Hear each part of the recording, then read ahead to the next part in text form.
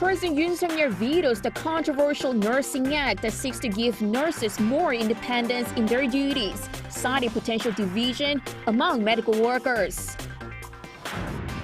South Korea sets new highs in auto exports for the month of April on robust demand for eco-friendly cars. This despite the nation's exports seeing an overall decline.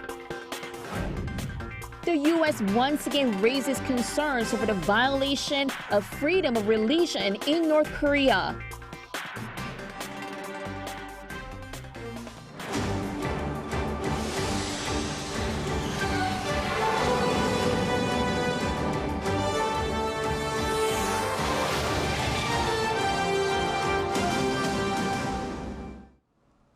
Good afternoon. President Yoon has vetoed the controversial Nursing Act aimed at enhancing the independence of nurses. The bill was due to be signed by the president on Tuesday at a cabinet meeting after being spearheaded by the main opposition Democratic Party of Korea 2 weeks ago. But the president decided to send the bill back to the parliament for reconsideration, citing its failure to find a solution for potential conflict among medical workers before passing it.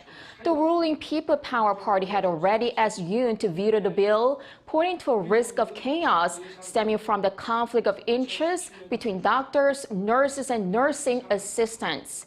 While doctors and nursing assistants opposed the bill, claiming it gives nurses unreasonable authority, nurses are largely in support, saying it will greatly improve their working conditions. This is the second time Yoon has sent a bill back to Parliament, with the first bill being a bill on the government purchasing excess rice. South Korea's auto exports posted fresh highs for the month of April, thanks to robust global demand for eco-friendly cars. This despite the nation's exports seeing an overall decline. Our Lee Soo-jin has the figures. South Korean car makers achieved record high exports in April amid the nation's extended losing streak in overall exports. Data from the Ministry of Trade, Industry and Energy shows that the value of car exports last month totaled $6.2 billion. That's the highest on record for the month of April.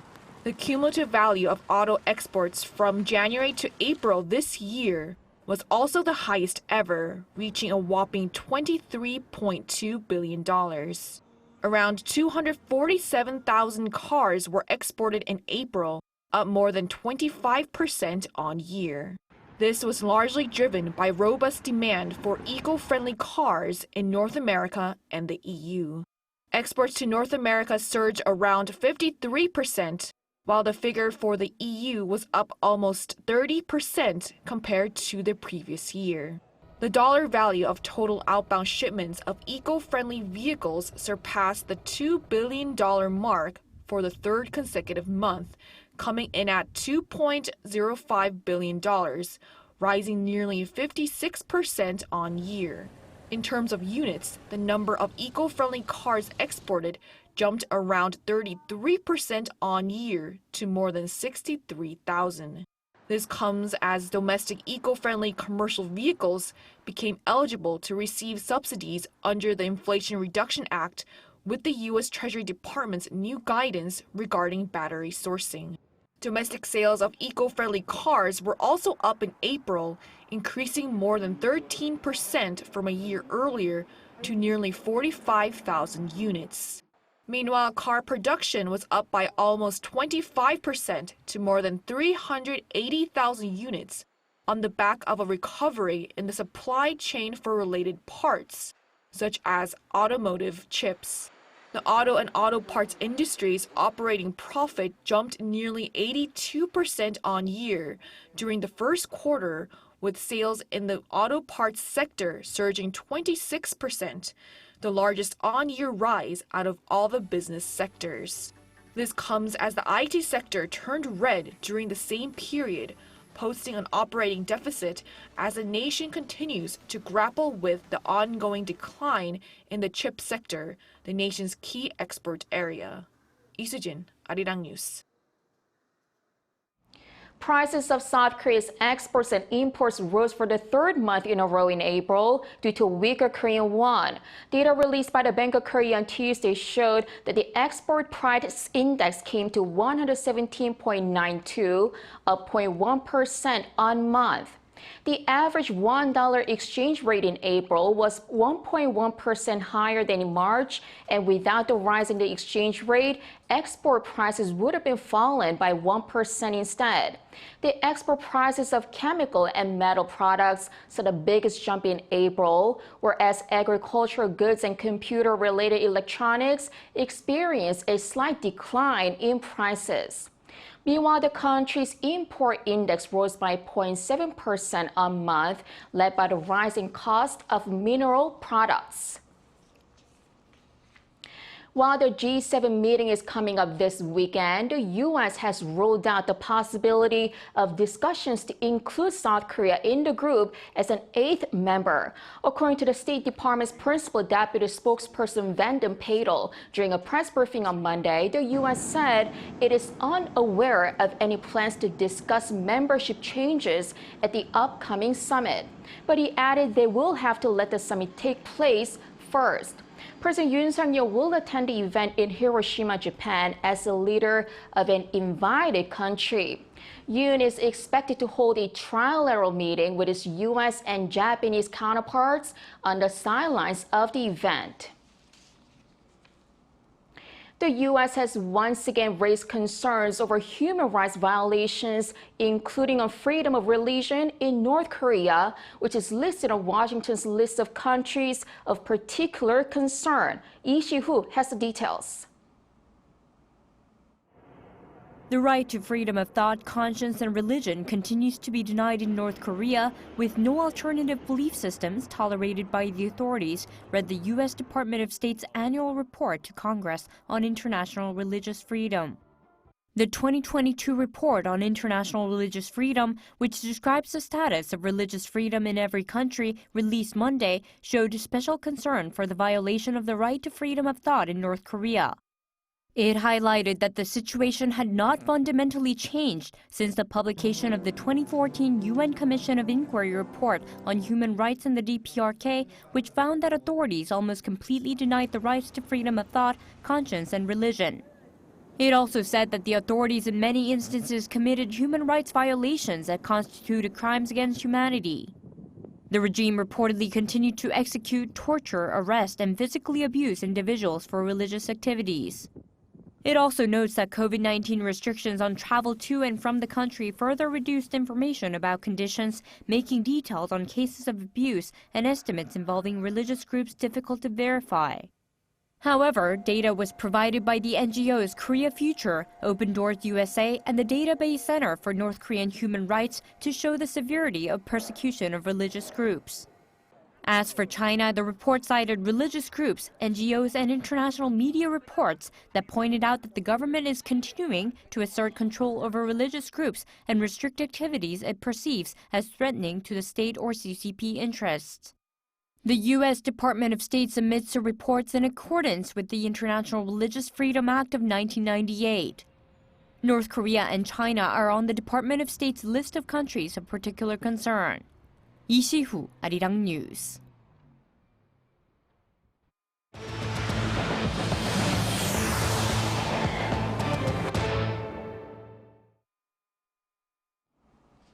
South Korea is facing early summer weather with temperatures expected to exceed 30 degrees Celsius during the day today. This as other parts of the globe are also seeing unusually warm weather, with the global average temperatures possibly hitting record highs this year. Lee Eun-jin reports. This Tuesday, people in Seoul woke up to temperatures of 17 degrees Celsius, and the daytime high is forecast to reach 30 degrees Celsius.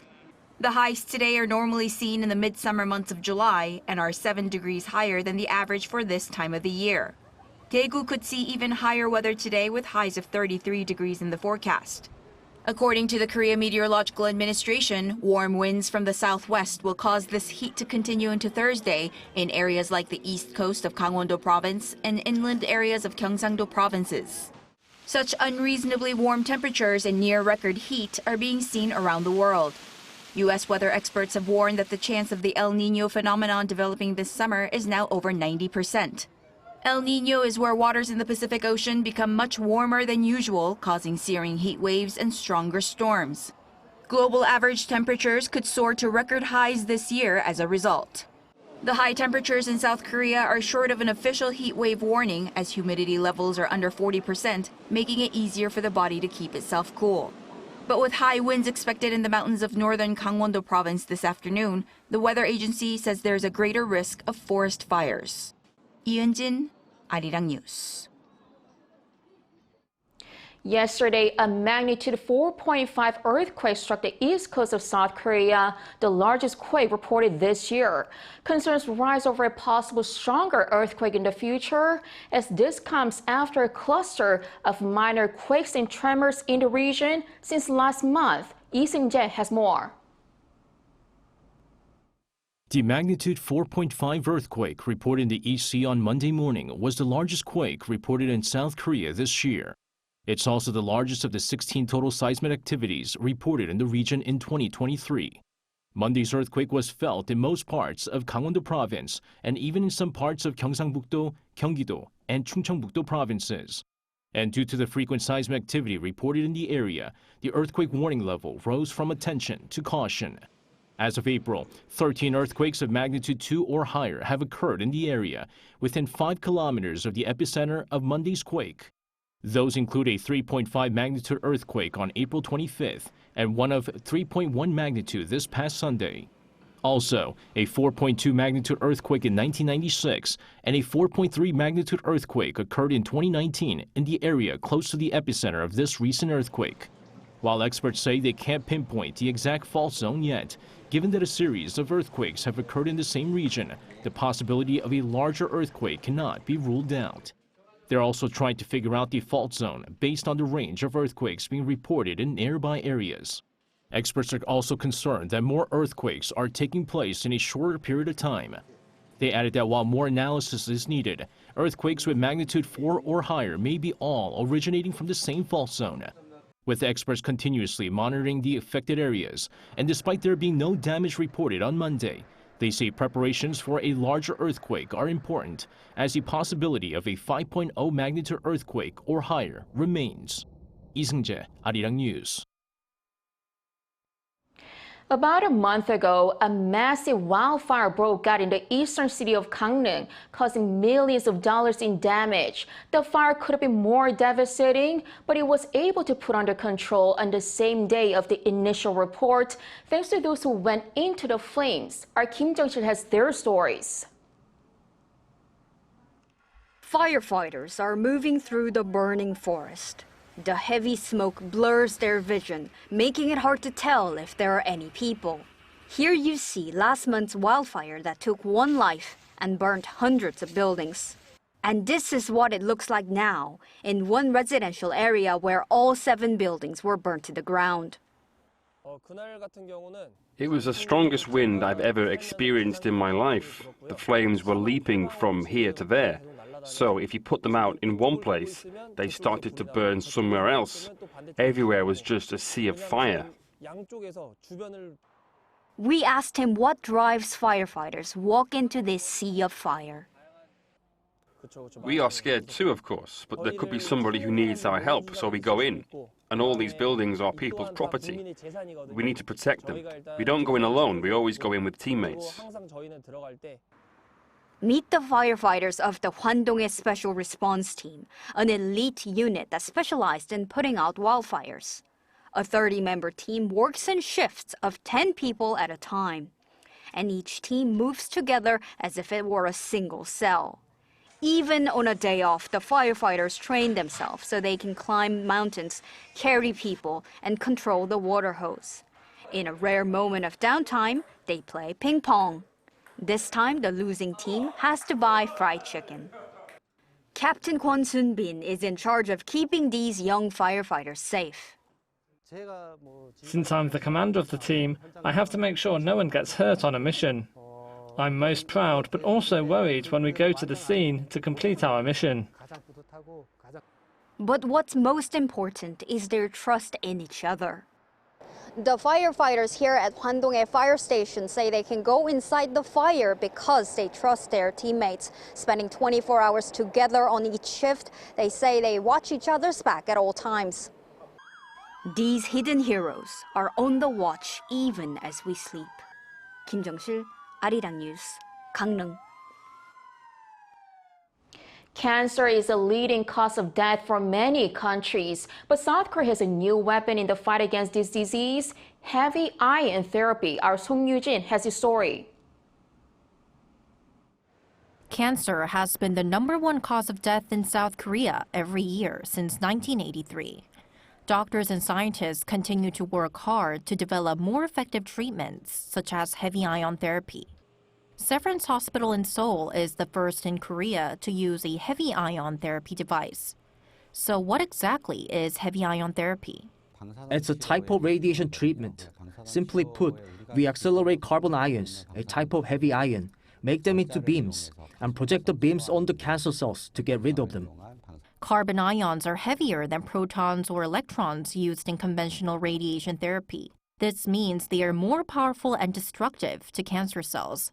That's why experts say heavy ion therapy is 2 to 3 times more effective. The therapy center is divided into 2 sections. First, the accelerator. The device changes carbon gas into ions and accelerates them to up to 70% the speed of light, creating energy beams. The beams are then sent through these pipes to the therapy rooms next door.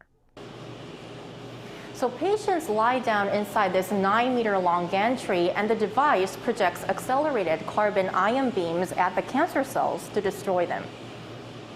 Severance Hospital is the world's first to have 2 of these rotating gantries.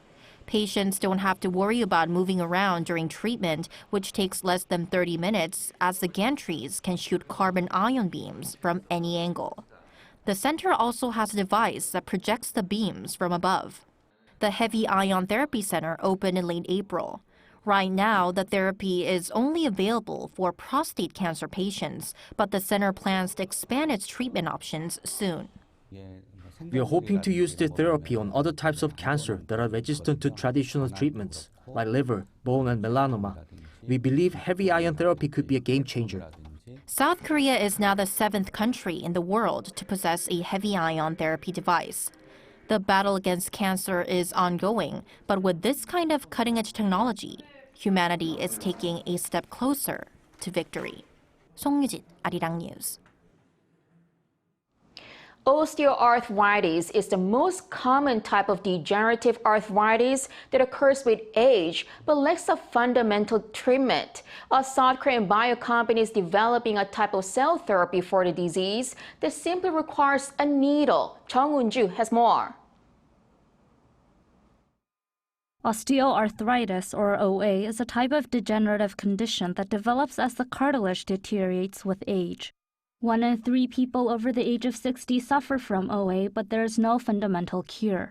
A South Korean bio company has developed a type of OA treatment by differentiating cartilage cells from a healthy person's blood cells. First, blood cells are made into what's called induced pluripotent stem cells, or iPS cells. iPS cells are cells that have been reprogrammed and have regained the capacity to differentiate into any type of cell in the body and can also become specialized cells such as stem cells. These iPS cells are made into cartilage cells. When cartilage cells are injected in the form of single cells, they disappear within a week but do not disappear when made into the form of a cell mass. The cartilage itself is in 3-dimensional form and is in a state that mimics a living body. In fact, when the same number of cartilage cells were differentiated into 2D and 3D cells, the 3D form showed better performance. This is the first time a cartilage cell treatment has been made with iPS cells. The newly developed treatment can be directly injected into the knee area. The research team confirmed that during experiments on animals, more than 30% of cartilage tissue was regenerated. The injected cartilage cells regenerate the surrounding tissue and damaged areas. First, it produces a lot of active biosynthetic substances. By stimulating the surrounding tissue, cartilage regeneration occurs indirectly. It also attaches directly to the defect and becomes directly involved in regeneration. Based on animal experiments, the research team plans to conduct human clinical trials early next year. The last resort for OA treatment is currently titanium artificial joint surgery. Commercializing a simple injection type of OA treatment would make treatment and recovery much more likely and accessible. 정은주, Arirang News.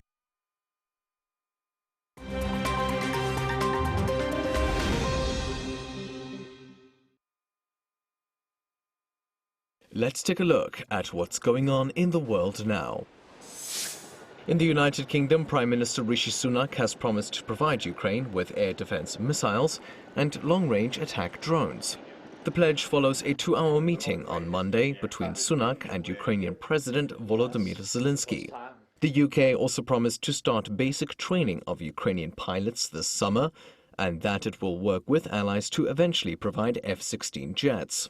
Zelenskyy stopped by the UK for a surprise visit while on a tour of Western allies to drum up support for his country's counter-offensive. He has already visited Rome, Berlin and Paris, and has secured extra pledges for tanks, armored vehicles and other weapons. Moving on to the tech sector, Microsoft has won approval from the European Union's antitrust regulator for its planned $69 billion takeover of games company Activision Blizzard. The approval was announced on Monday, but is subject to certain concessions from Microsoft. These include a 10-year licensing deal that would allow users to stream games via any cloud game streaming service of their choice. The proposed acquisition, one of the biggest deals the video game industry has seen, still needs approval from the UK and US. Just last week it was blocked by the UK's regulator, and its US counterpart has also threatened to block the deal. Now, legendary poker player Doyle Brunson has died at the age of 89. He passed away on Sunday in Las Vegas. Known as the godfather of poker by some fans and as Texas Dolly to others, he was the first American to win $1 million in poker tournaments. The Texas native won 10 World Series of poker tournaments, the second highest of any player. He also won 2 world championships over his 50-year career. Born in August 1933, Brunson started playing poker professionally after a knee injury ended his college basketball career.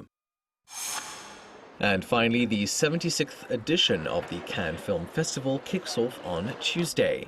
Taking place in the French coastal city, the 11-day event will see stars from all corners of the world make an appearance. The festival will open with the French-language film Jean du Barry, starring Johnny Depp. It will also see Jennie, a member of the K-pop group Blackpink, step onto the red carpet as an actress. She appeared in the American drama The Idol, which will be screened out of competition. Despite no Korean films being entered into the competitive part of the festival, 7 will be screened on the sidelines. There are 21 films in the running for the festival's prestigious Palme d'Or Award. Matthew Ashley, Arirang News.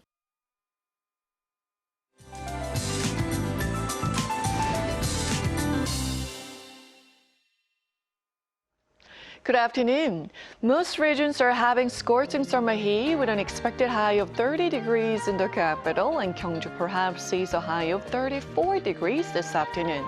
And take extra care in the sun as well. We won't be able to avoid exposure to strong sun during the day.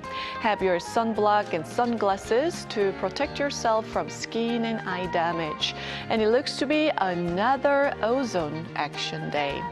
Making matters worse, the capital region will have bad air quality all day, and bad air in Chungcheong, Namdo, and Gyeongsang-do provinces should improve this afternoon. Top readings in most regions are 2 to 4 degrees higher this afternoon in the 30s, so please drink plenty of water and take it easy today. Midsummer heat is just for one day, but we will have more days with above normal temperatures under a fair amount of sunshine, except on Thursday. Meanwhile, South Coast and Jeju Island will see rain at the end of the week. Now that's Korea for you. Here's a look at the international weather conditions.